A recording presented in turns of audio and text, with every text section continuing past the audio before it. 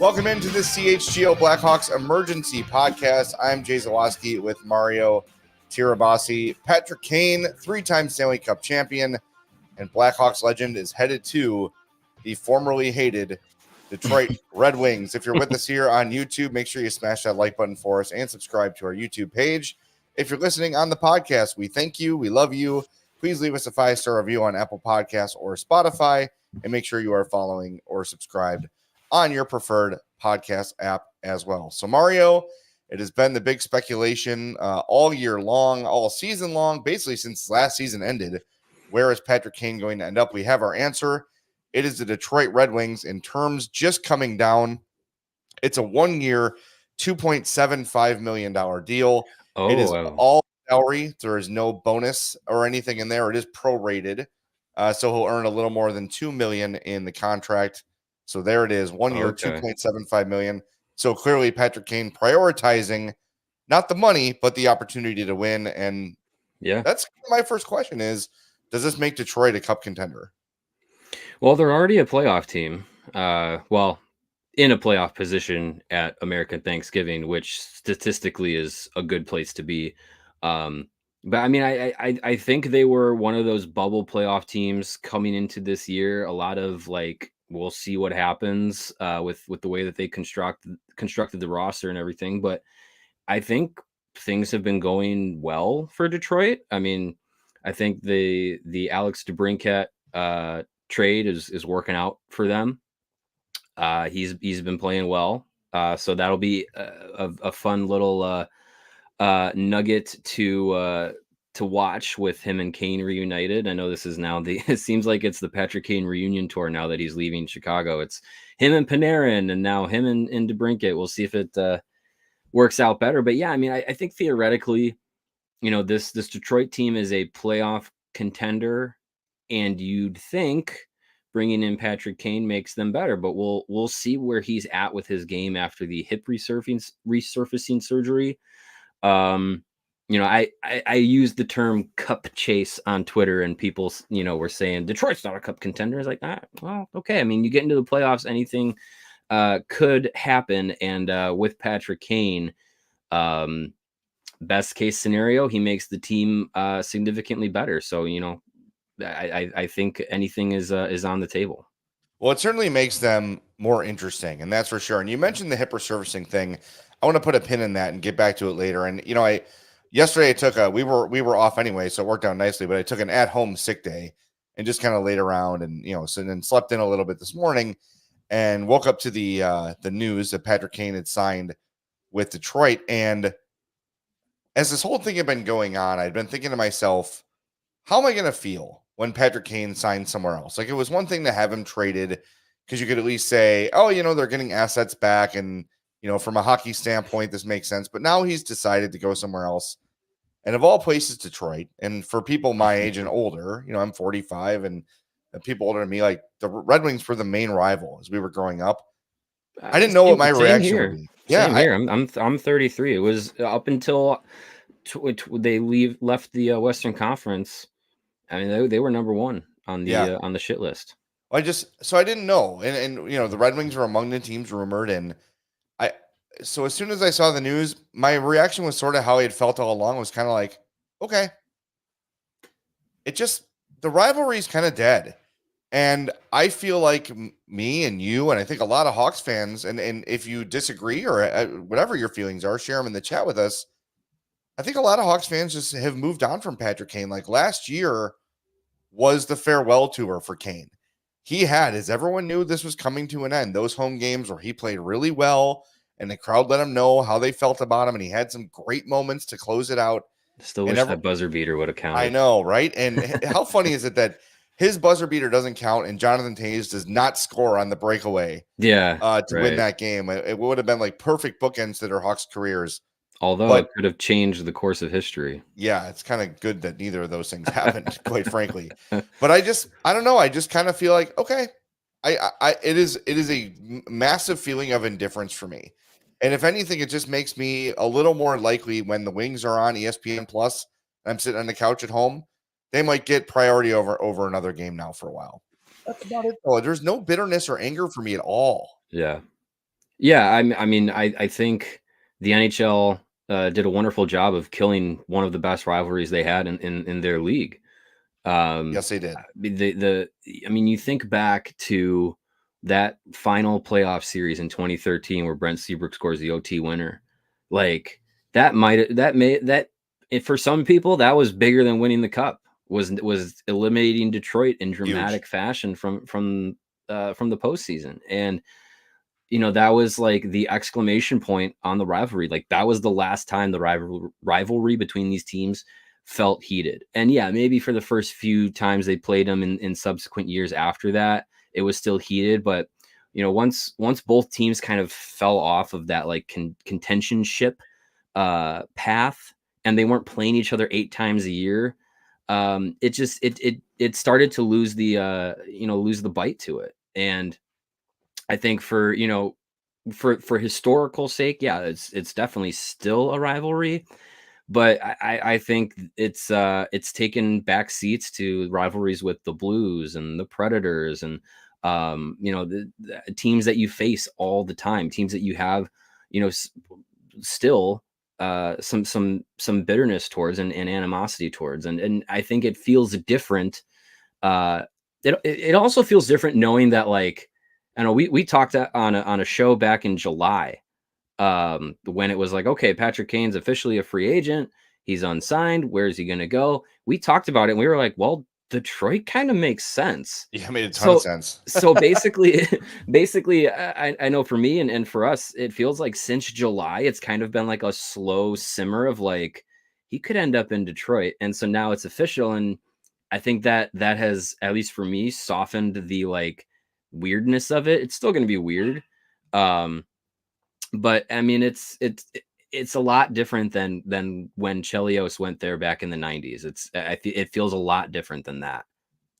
It's a good point, and Brad brings it up in the chat and says anyone booing a guy that brought you 3 cups is not very smart. This isn't like Chelios, who never won anything in Chicago. Look, I think the Chelios thing is it's obviously going to be the comp. And what's funny is we have our takeover the night Chris Chelios' jersey's retired, which will also be Patrick Kane's first game back at the United Center. What a night to have a Good takeover! good internal decision by us and the All City Network to say, hey, that Detroit game should be a good day for a takeover. Yeah. Yeah, I don't know. Like the Chelios thing is weird because if you look at that in hindsight, and it took me a good 10, 15 years for me to get over the hurt of that as a fan and look at it and say, wait a minute. I discovered this as I was writing my book.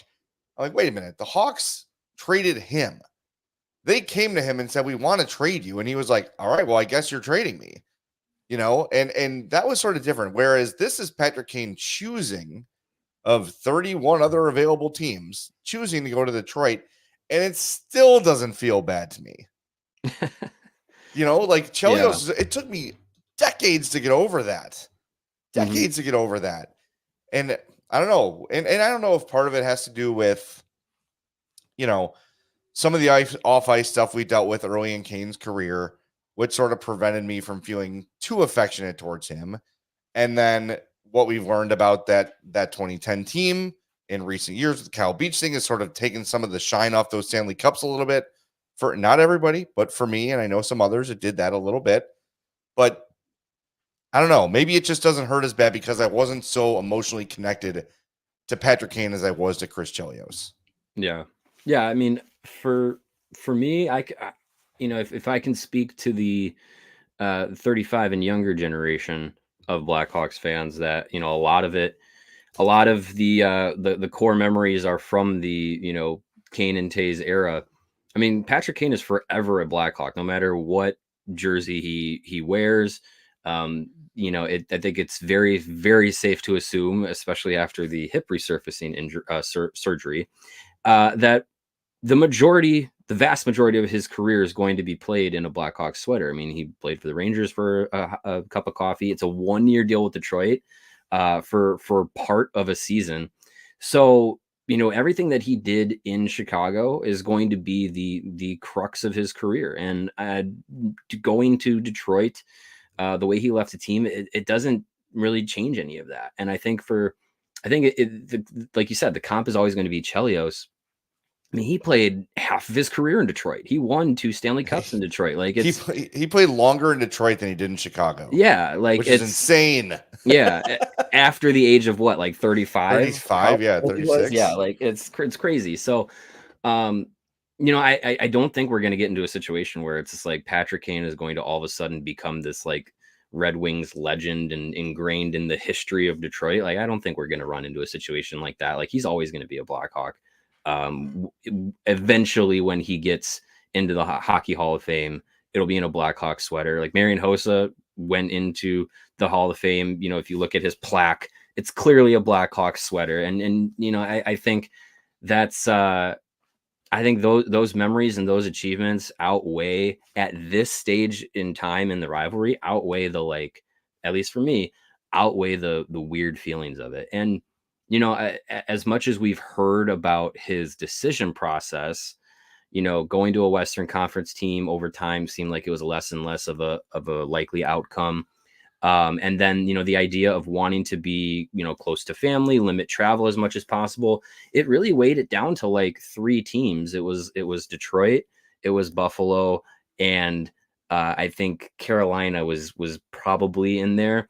Yeah, I know Florida, and I guess the Bruins made a late push yesterday. Yeah. Florida would have been, I think, a good fit, but also, if you're trying to limit travel, Florida teams seem to travel almost the most in the NHL. Like they're one of the most traveled teams just because they're kind of like on an island in the league geography. So, it makes sense that, Detroit a lot. Mario. It's a peninsula. Peninsula. Okay, sorry.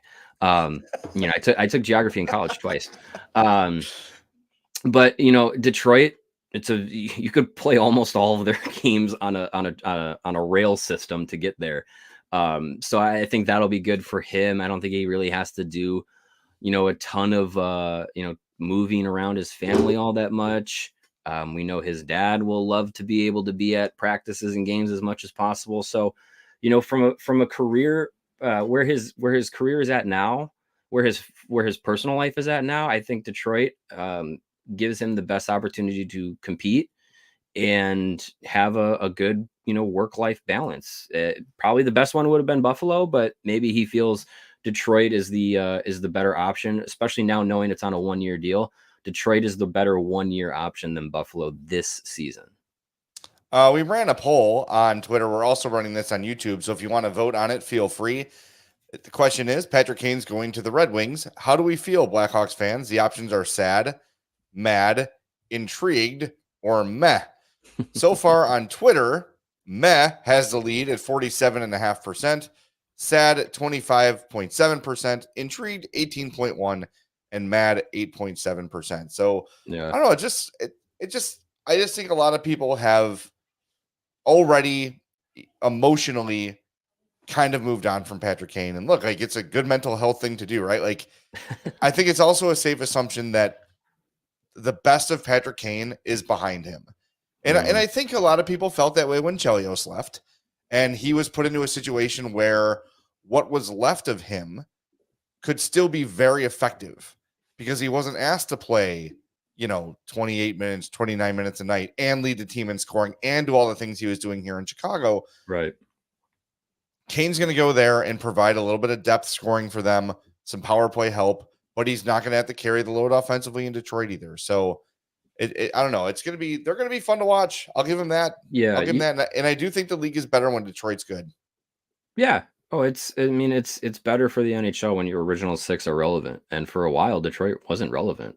Right. Neither were the Blackhawks. So, I think the league would benefit from that. You have to imagine Kane and DeBrincat are going to get a look together, right? Like, oh yeah, I don't think he's making this move to not get an opportunity to at least try and play with Alex DeBrincat again. So that'll be interesting to see.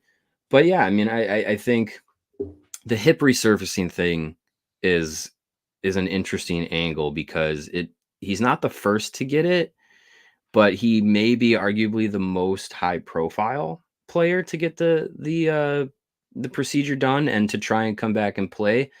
Our friend of the show, Cam Robinson of Elite Prospects, put up a tweet with some stats there, as you see here on the screen. It says NHLers post hip resurfacing surgery.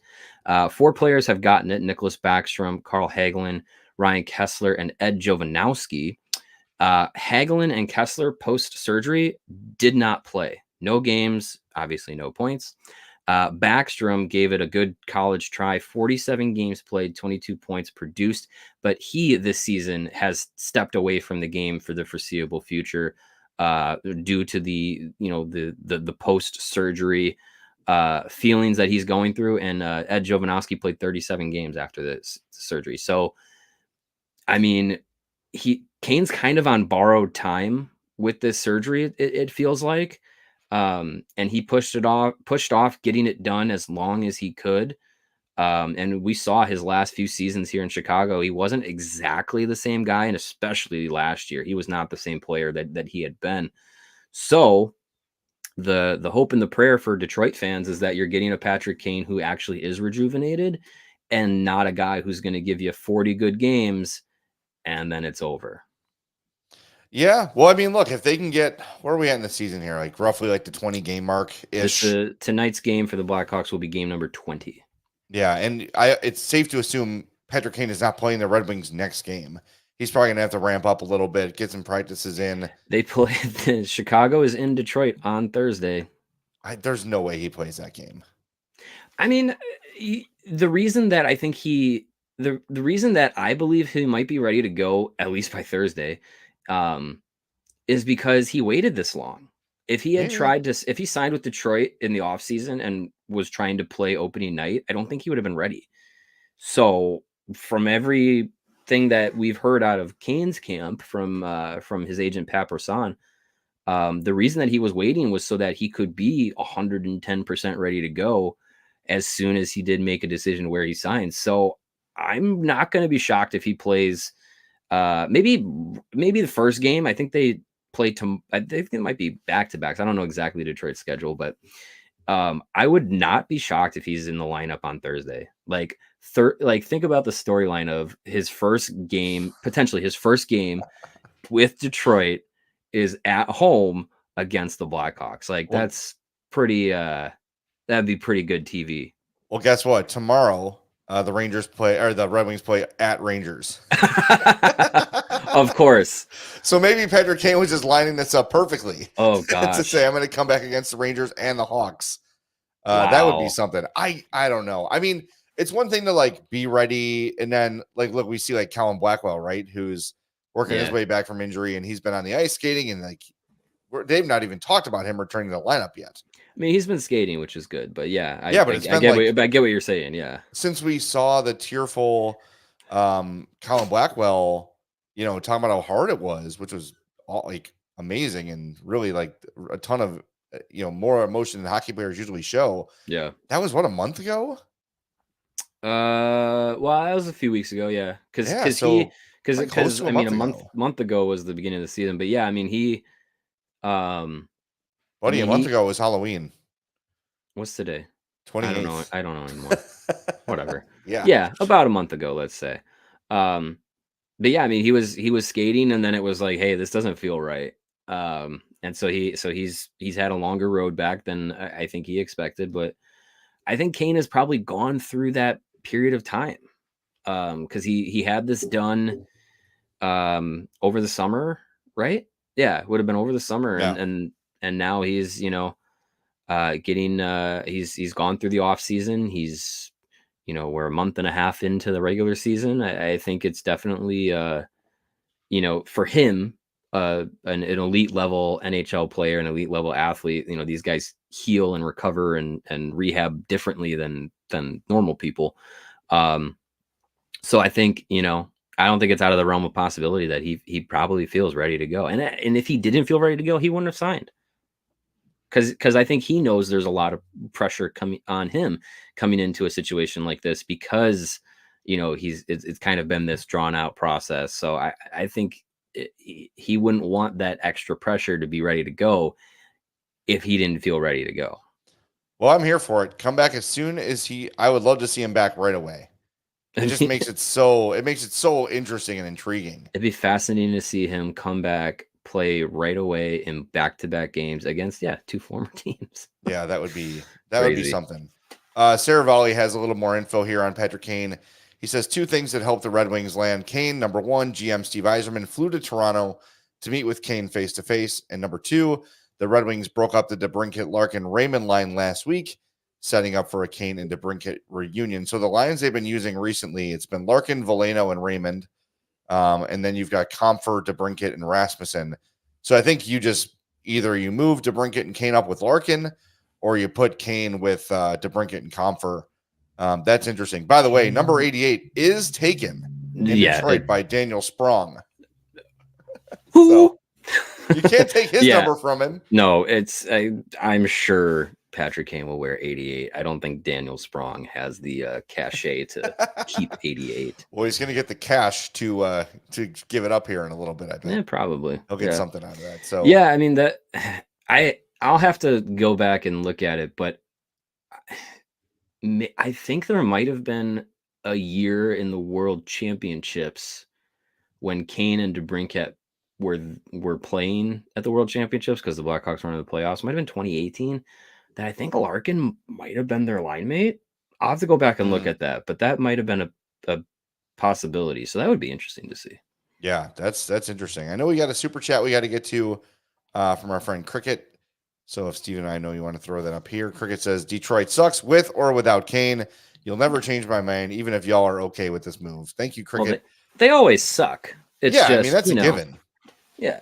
I wouldn't say we don't like him. It's just, I don't know. Like I said when I started the show, I didn't know how I was going to feel when this news came. And all I can do is tell you how I truly feel. And I truly feel like, okay, let's see how it goes. Interesting. Yeah. It just doesn't have the heat behind it. Maybe part of it is I'm not in college anymore. When Chris Chelios was traded, I'm 45 with a child and other things going on in my life where hockey doesn't fire me up like it used to, at least emotionally. But I don't know. It just doesn't. I feel like we've all gotten our opportunity to say goodbye and appreciate Patrick Kane.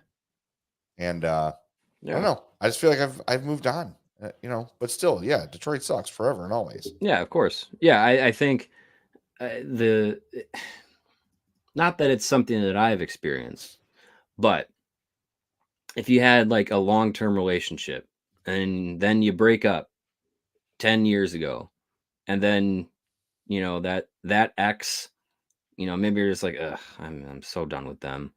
And then 10 years later, you see they got married and have a nice house, and you're just like, oh, all right. It doesn't affect your life anymore. Right. But you're still not like, oh yeah. Like you don't have that same kind of hate. There's like, all right, everyone's moved on with their lives. Yeah, worked out for everybody. But you're still not just like, oh, I wish I could have them back. Like, that's the one thing I'm going to miss is our $1 super chats. So I don't know what young Daniel God's going to do with his life now, but maybe he's got more time for his upcoming marriage that's coming up. Think of how much nicer of a ring he could have bought had it not been for all the super chats. Yeah, that's $5,000 down the drain there. With all those on from chats. Cubic zirconia to diamond. That's all right. We appreciate it. He'll find some other way to chip in, I'm sure. We're gonna have to figure out a new $1 for the jar. Oh, I have an idea.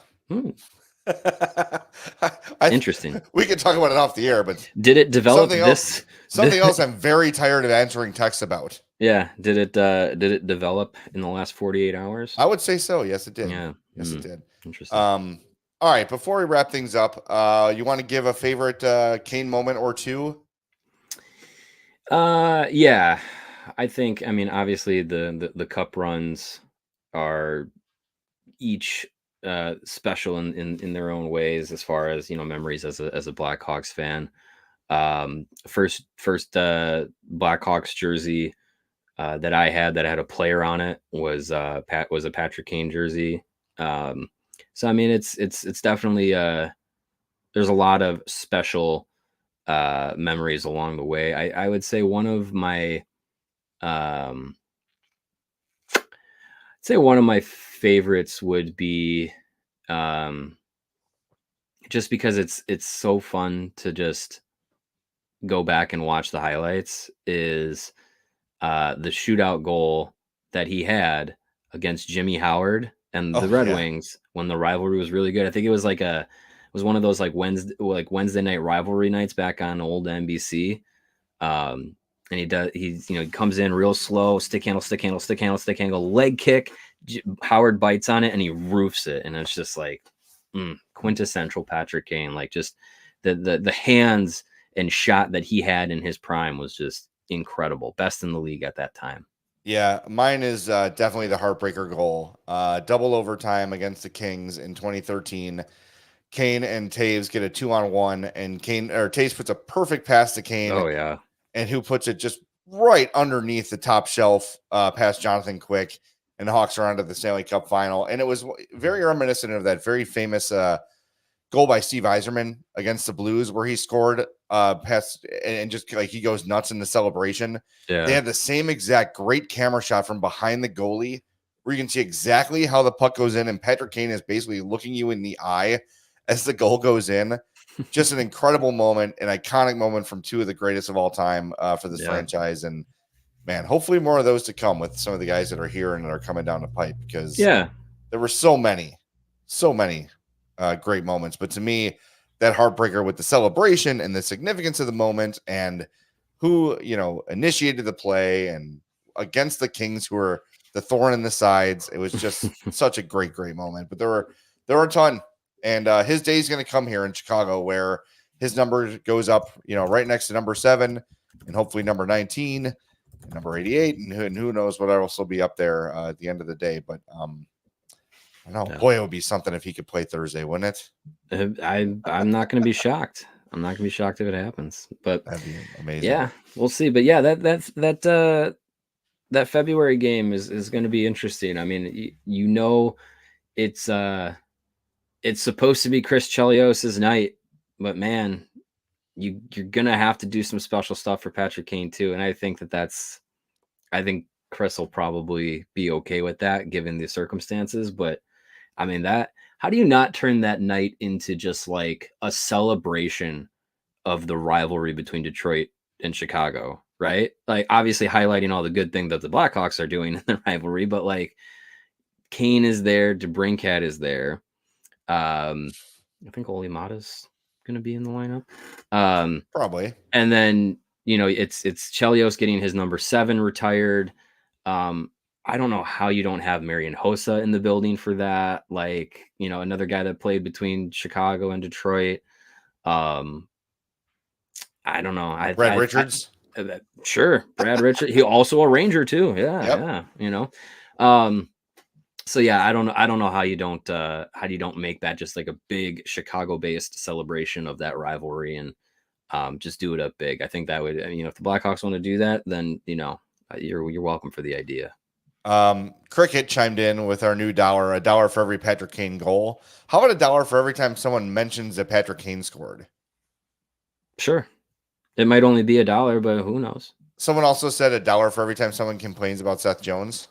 Sure. That would fund the company. That'll get us some more money. Yeah. And I see Jason Green has a comment for you, Mario, about Phil Kessel. He wants Phil Kessel back to sign with the Blackhawks. So convert the $1 to signing the other PK, Phil Kessel. Yes, absolutely.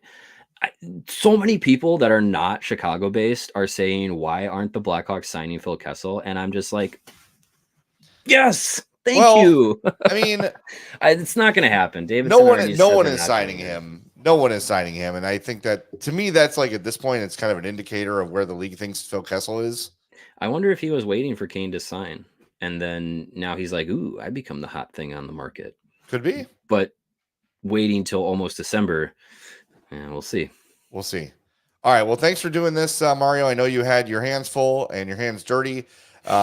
Greg is at the United Center right now covering the morning skate, so make sure you're tuned to his Twitter for any news coming out of the UC, and we'll be with you tonight after Blackhawks and Kraken.